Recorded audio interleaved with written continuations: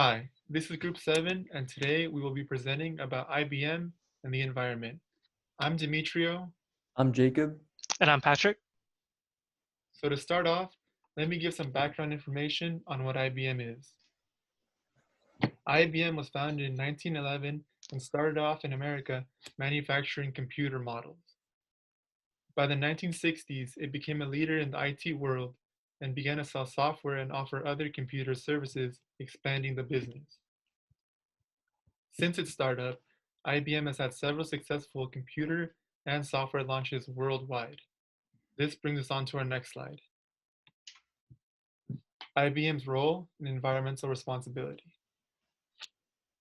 IBM is considered an early leader in environmental activism as they began implementing environmental policies in the early 1960s.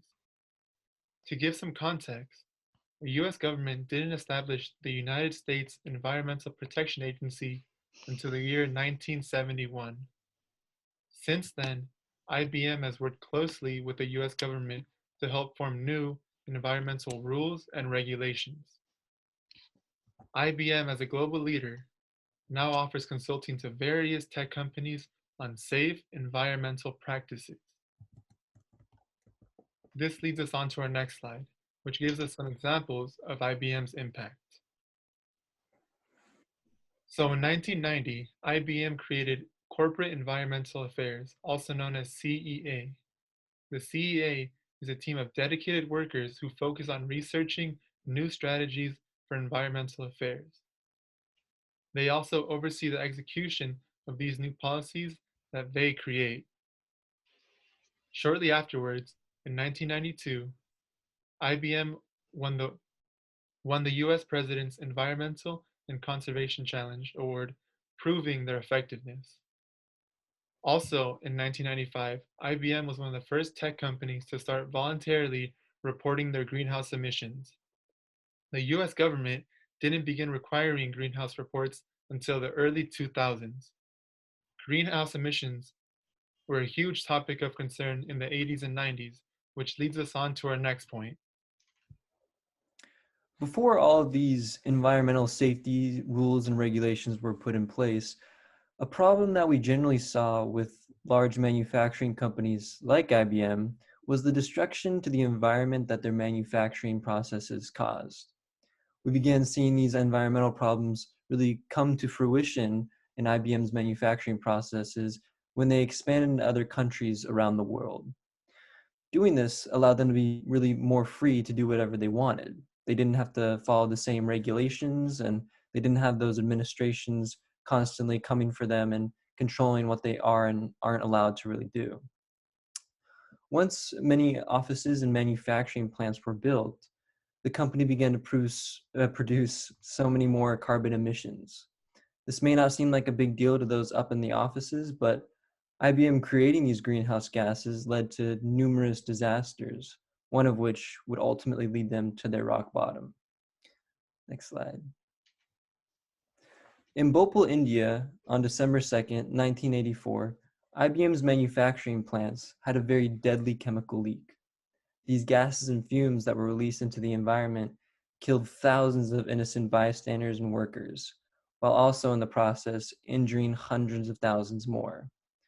Those who were injured are still affected by that chemical leak to this very day, from people who survive with permanent injuries and health problems to children continuously being born with birth defects and various health issues that will ultimately last them a lifetime.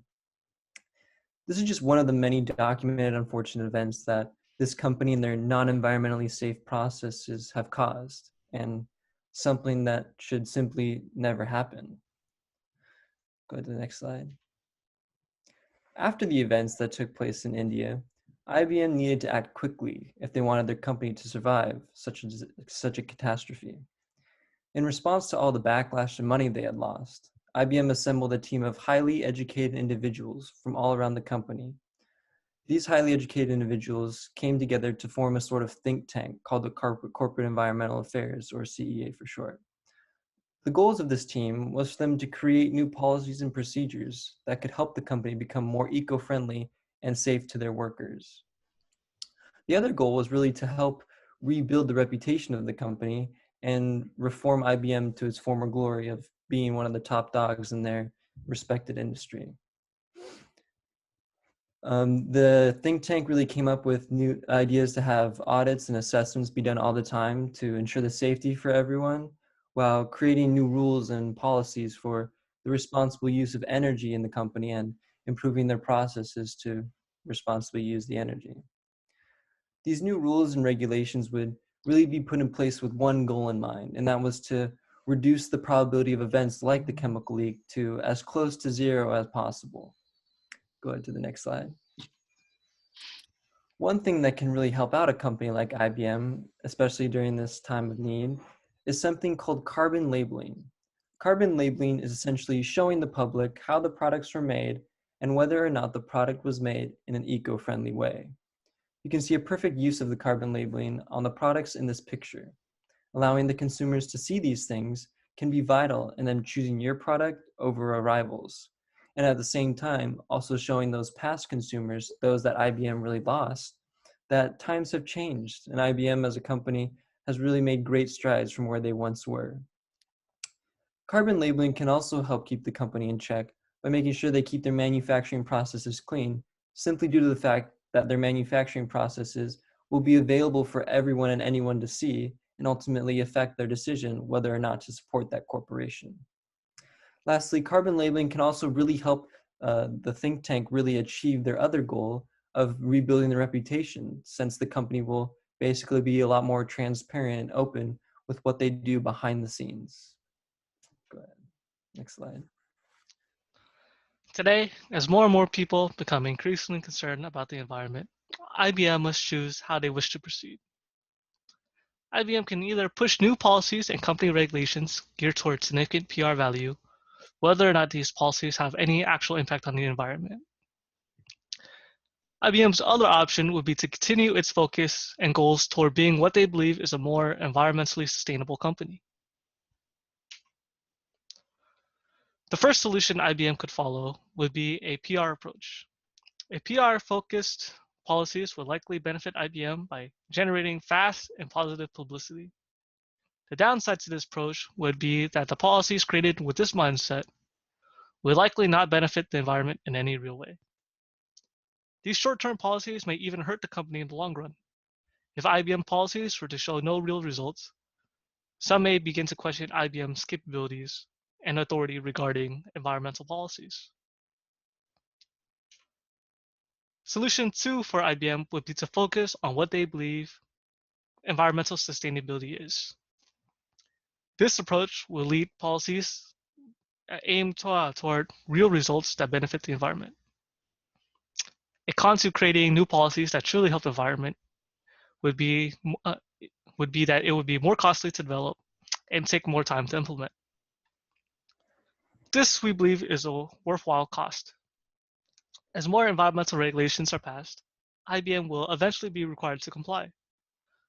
These transitions may cause IBM time to meet these new requirements, but if IBM were to develop and show results of their own policies, they would be able to show more authority and help consult lawmakers on how new regulations should be passed. Helping lawmakers create these regulations would in turn allow IBM to push for what they believe sustainability is and push regulations that favor themselves more. This would also make transitioning to these regulations easier and more effective since IBM helped make them. IBM has a proud history of environmental achievements. It has achieved many things such as reducing its emission of PFC